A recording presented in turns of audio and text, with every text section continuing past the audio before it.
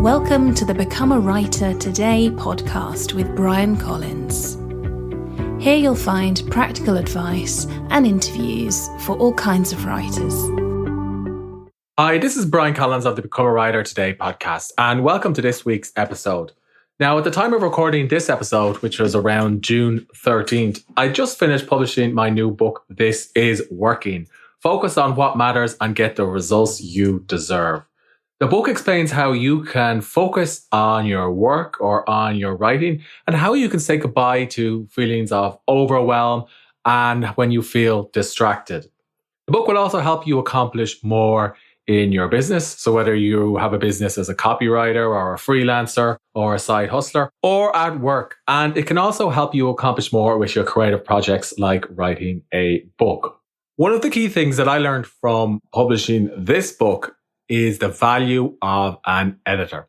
And this is also a lesson that I learned when I was speaking to a recent member of my email list over a coaching call. Basically, I have an editor that edits all of my articles for Forbes, and she was also able to edit this book. And she really turned it into something that's a lot better than what I had originally written or created. But even if you're working with an editor, it's also important that you hire and commission a proofreader. Because you see, the more people that look at your book before you publish it, the better chance you'll stand of creating something that readers love and which you can sell copies of and, of course, earn more money. And of course, that means investing a little bit more in your book up front. But remember, your book is a product and you really want to create something that you're proud to sell. And of course, you don't want to be getting reviews on Amazon that complain about typos and so on. But of course, if that does happen, you can always fix them and then republish your book. And that's one of the beauties of self-publishing. But I really do recommend that you work with both an editor and a proofreader when you're getting ready to publish your book.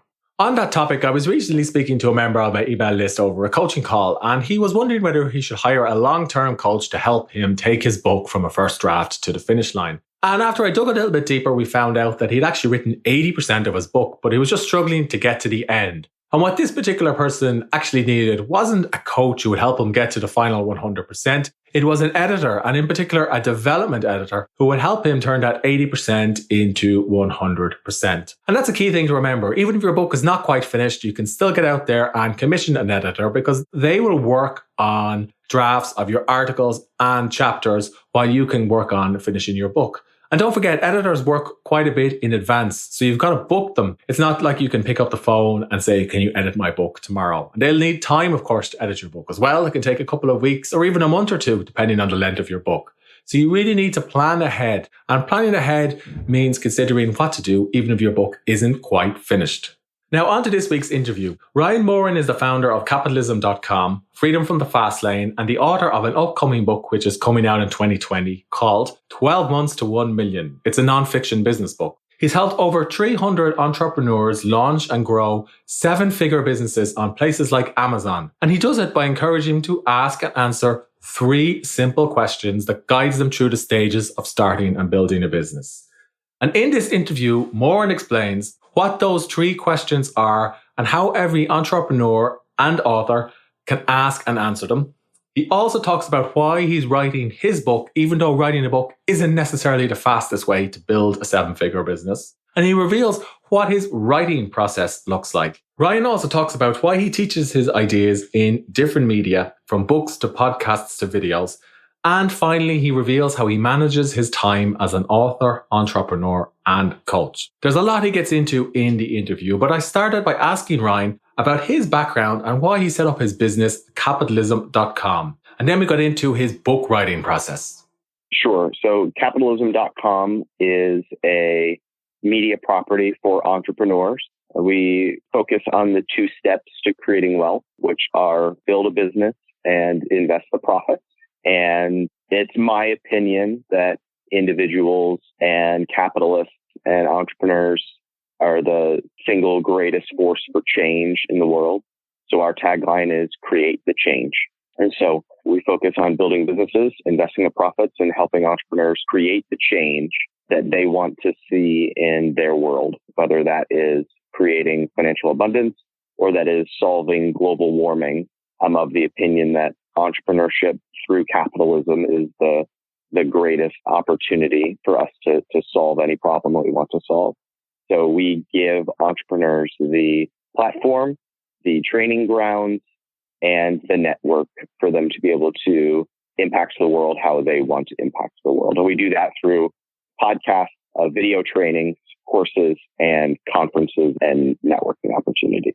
And you've written a book as well, Ryan, is that right? I am. Yeah. I have a book out in May 2020, which is called 12 Months to 1 Million, which is the 1-year plan to go from no idea to having a 7-figure business. Wow, that sounds like a great book. So I'm sure you're still working on it, but would you be able to maybe give a sneak preview of what the book is going to be about, maybe, or what some of that plan looks like? Of course.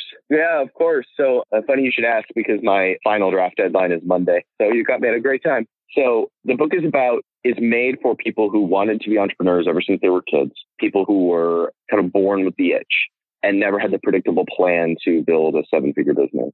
I actually have YouTube videos and podcasts that have been downloaded well over 10 million times on this topic. And I have, over the last 5 years or so, been personally approached by well over 300 individuals who have said that they found me on the internet, used this plan, and built a 7-figure business. And that's without soliciting. That's just people reaching out to me and saying, your work changed my life. So the book walks them through the 3 stages of building $1 million business. Those 3 stages tend to be what I call the grind. The grind is like from month 0 to month 4. This is when you have no idea what you want to sell, no idea what you want your business to be, no idea how you're going to take a sale or build $1 million business. And this stage is all about decisions. It is about deciding what your product is going to be. It's deciding how you're going to bring that product to market. And it's deciding who your customer is going to be. And so we get them really, really clear on that within the first couple months. And then in months 3 and 4, we help them. The book is about making a prototype, bringing that prototype to market, and getting a sale. One sale. If we can get one sale within about 4 months, we are off to the races. And it's a grind. It is making messy decisions. It is making hard choices, all in favor of moving forward and moving the ball closer to the hole, which is getting that first sale. The second stage I call the growth, which tends to be between months 5 and 8. And our whole goal here is to get our product to at least a consistent 25 sales per day. And I have kind of made it famous, the simple math equation that if you can have 3 to 5 products selling on average of 25 sales a day at an average price point of about $30, that's $1 million business. 3 to 5 products, 25 sales a day, and about a $30 price point is $1 million business.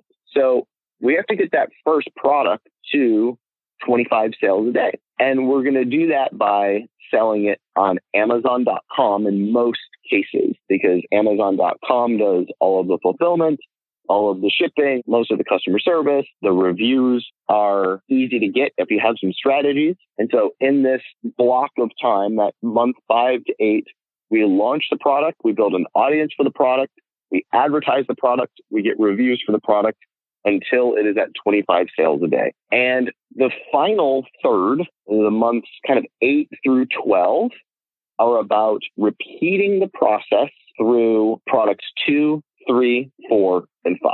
So releasing those next products through the same engine, the same system, until we have 3 to 5 products selling 25 sales a day at about a $30 price point.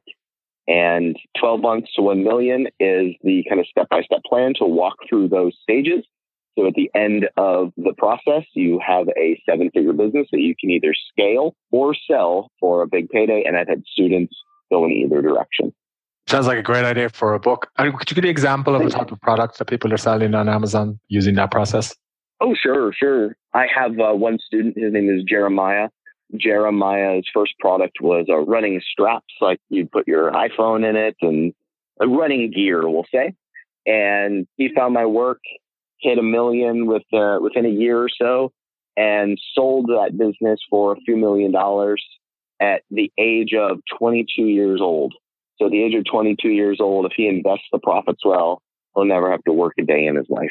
That's a great story, especially for someone who's 22. And I'm sure the same process or a similar process, it must apply for somebody creating an information product that they're selling through their own website, for example. Right. Yeah. The only thing that would change if you're selling an information product is where you would sell it. Although you could also sell books on Amazon, which would be an information product all on its own. But yeah, the process would just sub out the place that you would make the transaction. And that would be the only thing that would change. And your students who are following your process that you outlined in your book, are they doing this full time or is it as a side hustle? Most of the people who find my work start on the side. But my recommendation is that as soon as you prove that you can take consistent sales somewhere in that growth period where you're on your way to 25 sales a day, it's time to go all in. Because if you can prove that a product has life in the marketplace, which is, I think, going to be the meat of today, if you can prove that, then you have something really special. You have the ability to bring a product to market and make it profitable. And that's when you need to go all in on a business. I'm curious about why you decided to write a book about the topic. Like a book is probably not the fastest way to build a business. So what made you decide to turn what you've learned into a book? Yeah, you are correct about that one. To be quite honest with you, when you speak about something publicly for long enough, it is very easy to get pigeonholed into being a certain type of person. So, for example, I have built businesses on Amazon for many years. I have students who have sold millions of dollars on Amazon. I have several students who do over $50 million a year in sales just on Amazon.com alone. To be quite honest with you, I feel that I have said everything that there is to say on the topic of building a business, taking it to seven figures and scaling it or selling it. And I'm at the point in my life where I'm very interested in exploring other topics. And so I felt the call to wrap up everything that I know into a very tight step-by-step process that I could give anyone instead of talking about it all of the time, give someone the roadmap to go from no idea to hitting seven figures in their first year. I think it'll be a great book to read. And I find a lot of people who've accomplished something like to teach what they've learned, particularly non-fiction authors. I'm also curious about the three questions that you ask entrepreneurs to reflect on when they're considering their businesses. The first thing that I'm asking them is, who is the person behind the product, or who is the person behind the purchase? And if their answer starts with the word anyone or anyone who, I know why they're stuck. So in a lot of cases, people will ask me, what's a good product to sell if I want to make money? And it's the wrong question to ask. The question to ask is, who is the person that you are targeting? For example, if you go into business and you are just absolutely committed to selling CrossFit knee sleeves, you are going to have a hard time. You could be the number one knee sleeve seller in history, and you are still going to run into a barrier because there are only so many people buying knee sleeves. But if you tell me that my market is the sport of CrossFit and people who are insanely passionate about the sport of CrossFit, my next question to you is, great, what are the 3 to 5 products that person already buys? And we can look at each other and say, they buy food bars, they buy like at-home workout bands, they buy like recovery cream, they buy knee sleeves, they buy RX bars, they go on and on and on down the list. So if we start the question around who the person is, rather than what the product is, or even what the challenge is, we have a higher chance of being able to identify how we create a solution for that specific customer. I think a lot of entrepreneurs make the mistake of forgetting that the way that a business is successful is by creating a meaningful change in the eyes of someone else, in the eyes of a customer. And we forget that. So we often think about what's best for the business, what's best for ourselves, what is best for profit margins. How do I get through this hurdle? But if we can reframe how it's best for the customer and who that customer is, that's the first thing that we go back to in order to get the business back on track. So that's the first question that I ask them. So the second question that I ask is, if an entrepreneur is deciding on a new idea, or they're going in a new direction, or they're facing a tough decision, the question that I ask them is, has the idea been tested in the form of sales? Has money been collected to validate to the idea? Most entrepreneurs validate their idea by going to friends and family, going to peers, even doing what would be normal market research in order to vet their idea or to get clarity on idea. But people are different when it comes to pulling out their wallets and buying. The way we really know if a business has legs or if an idea is going to be profitable is if people are paying for it. Now, on the internet, sites like Indiegogo and Kickstarter have opened up brand new opportunities for entrepreneurs because you can literally sell an idea before it's real. But before that, it was even the idea that you could collect a check for something before fulfilling a service. Are people willing to buy something based on the idea? In some ways, we could also scratch this itch by pitching investors. Are investors willing to put money into it based on the market size, based on the idea, based on the team that you have assembled? In other words, has your idea been vetted in the form of dollars? Have dollars been collected in order to validate your idea? That's the only form of validation that actually matters in the marketplace. Most people are assuming that if they get enough yeses, if they get enough people to get excited about something, that is actually going to move the needle. It doesn't.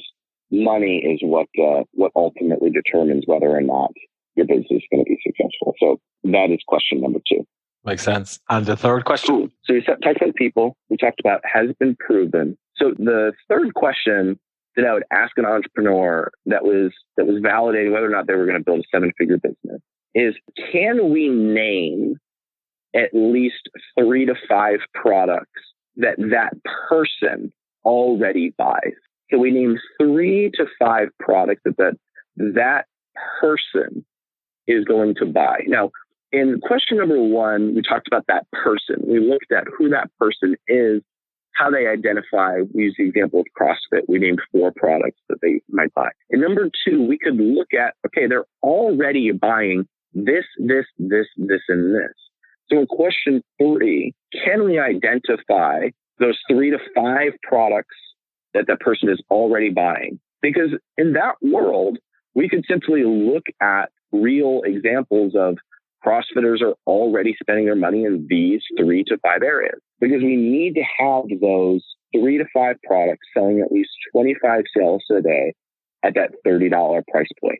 Most people will obsess over what that first product is going to be. I instead like to look at a bigger landscape, 3 to 5 products that person already buys. And then I'm going to look at, okay, which one of these 5 products might be the first one that my person is going to buy? If I am selling to yogis, people who do yoga, and I know that they buy yoga mats, yoga blocks, yoga towels, yoga clothes, and tea, I'm going to look at, okay, which of these 5 products are they probably going to buy first on their journey to be a proficient yogi? And I'm going to say a yoga mat. Okay, cool. So a yoga mat is probably going to be the first product that they buy on that journey. And then they're going to buy a yoga block. And then they might buy yoga clothes, and on it goes from there. So I look at that entrepreneur and I try to get them to relax their addiction to that first product and instead look at the total landscape of what that person buys. And then we look for the first product that person would buy on that journey. Interestingly enough, I actually take part in CrossFit, and I bought CrossFit knee socks some time ago. Oh, and I would say it was the 5th or 6th product that I bought. I think Runners were the first, or Metcons as they're called in CrossFit. Yeah. I'm just curious then, for your book, did you follow a similar process when you were considering who's going to buy your book on Amazon? My book is through a traditional publisher, so it was a little bit of a different process. I will say this, my market is entrepreneurs and capitalists, and I already speak to them in YouTube form, in podcast form. And now we're adding that third product to the list, I guess, which is the written form. And that's the 12 months to 1 million book. Yeah, that makes sense. How did you find the writing process for the book, like versus podcasting or creating videos or courses or even creating products that you're selling on Amazon? You know what's funny is I have no problem firing up a microphone and talking all day. When you put it into the written word, I think it's Tim Ferriss who says writing a book is like cutting yourself open on a piece of paper or bleeding onto a piece of paper for 9 months. And that's kind of what it feels like. It feels like there's a lot more judgment that goes into both how I approach my writing and the fact that it's like a finished product that I can't go back and edit. Makes me feel heavier about the process. So it does feel like a life's work into, in 200 pages, which is both exciting and humbling at the same time. So the process has been fun. It feels really complete, but it also feels like birthing a small child all at the same time. That's a good metaphor. And Ryan, you strike me as somebody who's, has a lot of different business ventures, from writing a book to running Capitalism.com and coaching and podcasting and so on. So kind of what do you know now about time management that you wish you'd known when you started your business? About time management, there's actually several things that come to mind, Brian. When it comes to time management, the first thing is that not everything matters. In fact, most things don't matter. When I am stressed, it seems like my to-do list gets longer, and vice versa. My to-do list gets longer. I get more stressed.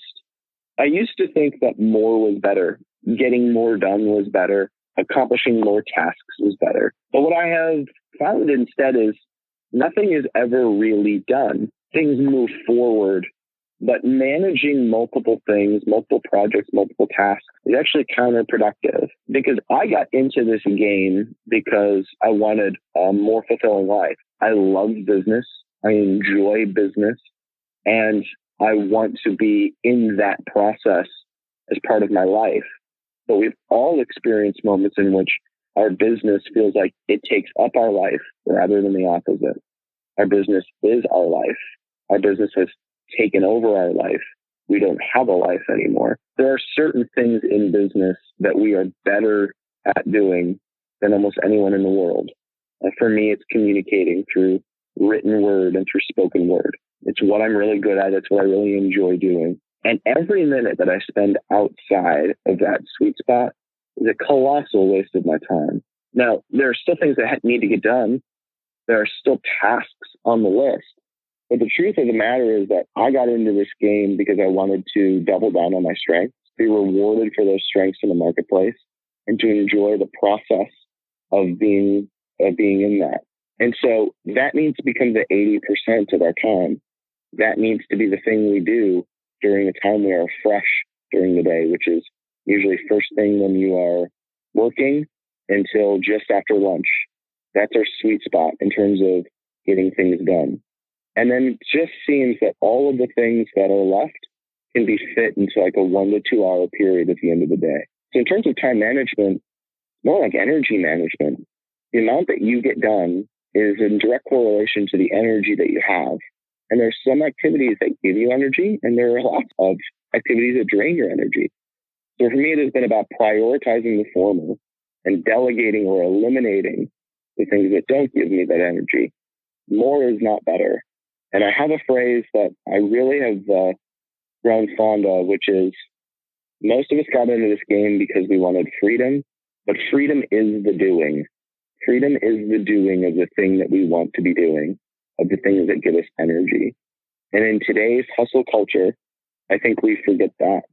I think we forget that the point of the process is to be in the process, not to be building something for a later date. That's what I wish somebody had told me about time management when I began. I like that. I like that. That's pretty good. And what about your early morning routine? Do you have an ideal one? Yeah. So if I have an uninterrupted 60 minutes at the beginning of my day, it usually starts first thing in the morning. I'm going through my supplement routine, which right now is multivitamin, fish oil, metformin. What else is there? Vitamin D. So there's my first thing I do in the morning. I actually immediately then go into a stretching routine. So I sit at a computer more than I would like, and I've found but I also work out every day. So I have a pretty intense stretching routine that I go through in order to break up tension in my hips and my lower back and my hamstrings, which have been built up over sitting at a computer screen for way too many years, way too many hours, and way too many years. Ideally, I would then go for a walk outside. I live out in nature, so getting a mile or two on a walk, and then coming back and doing a 10 to 20 minute meditation. I like the Sam Harris app, which is called Waking Up. That's the meditation app that I personally use. And then I begin my day. And my day is usually front-loaded with some sort of creative activity.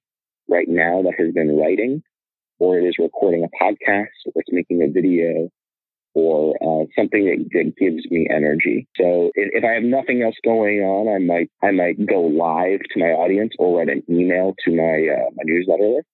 But there's some sort of creative pursuit because that's the activity that gives me energy. So that's usually how my day starts.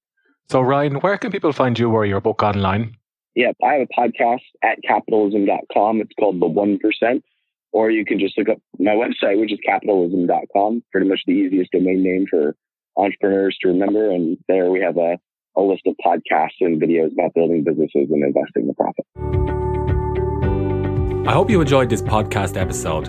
If you did, please leave a rating on the iTunes store. And if you want to accomplish more with your writing, please visit becomeawritertoday.com/join and I'll send you a free email course. Thanks for listening.